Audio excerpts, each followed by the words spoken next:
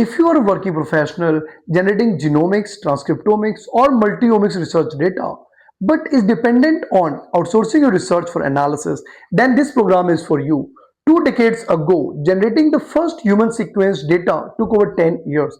But today, with next generation sequencing, it's done within a matter of days. But the real question is, has our ability to analyze these datasets also evolved at the same speed or not?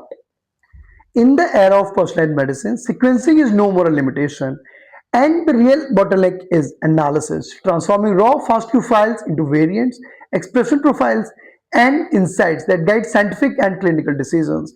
The Advanced Certificate Program in NGS data analysis is exactly going to tackle the challenges.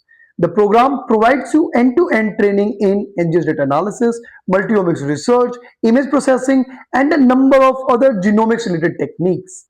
All these things are fine, but the real question is that should I enroll for the program or not? And the answer is that this program is designed for working professionals, students of all levels, including undergrad, postgrads, and of research who want to begin their journey towards personalized medicine. So without any delay, register for the program and get your journey started.